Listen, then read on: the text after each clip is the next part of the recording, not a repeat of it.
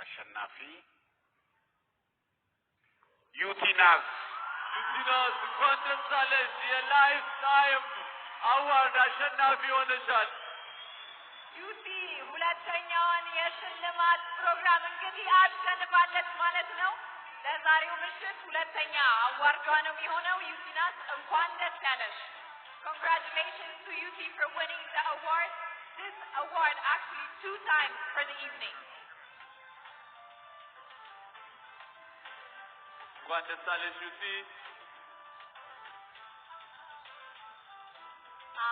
ተመልሼ መጣሁ ምንም ያህል በጣም ደካማ በሆነ እምነት ይላል አላህን ሰላመሰግነው ውይ አድሬ አላቀምና አልহামዱሊላህ ረቢል ዓለሚን ይሄ ሽልማት ማለት ቀላል አይደለም ላላ 5 አመት ሳይፈርሹ መቀመጥ በጣም ከባድ ነገር ነውና በጣም ነው ማመሰግናችሁ ላላ 5 አመት ታማኝ ፎሎወሮቼ እጅግ በጣም ነው ማመሰግናችሁ አላህ ያክብርልኝ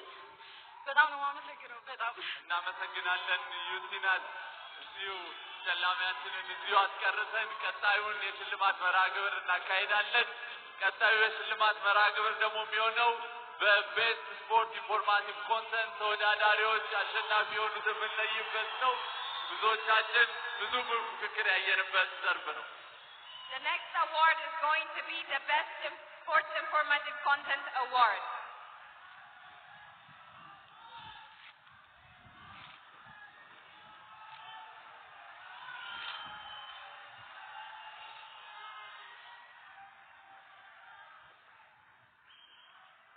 የቤስት ስፖርት ኢንፎርማቲቭ ኮንተንት አሸናፊ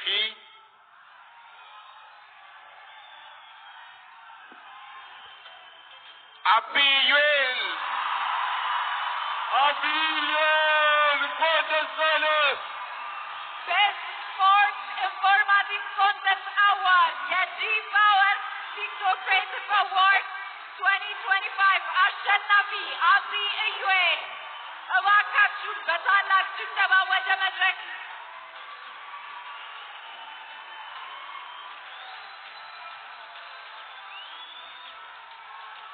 Congratulations to Abi Iyuel for winning the Best Sports Informative Content for the G-Power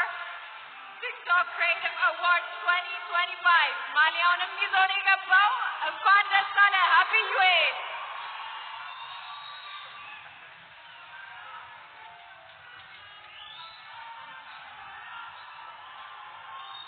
የአርሰናል ደጋፊ ነኝ ግን በልቶታል ጀማው የዩናይትድ ደጋፊዎች አለ ግባለት ትገባና ተወጣዋለህ በመጀመሪያ ፈጣሪን ማመስገን እፈልጋለሁ አያቴን ማመስገን እፈልጋለሁ እማው ያበበች ትባላለች በጣም ነው የምወዳት ከምንም በላይ ግን ማመስገን የምፈልገው ድምጽ የሰጣችሁን የእግር ኳስ ቤተሰቦች ከምንም በላይ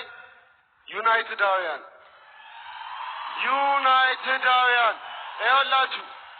አላረዛዝምባችሁም ያራዳ ልጆች ይሄ አዋርድ ማለት ነው የኛ የዩናይትዳውያን የአንድነታችን ምልክት እንዲሆን ነው የምፈልገው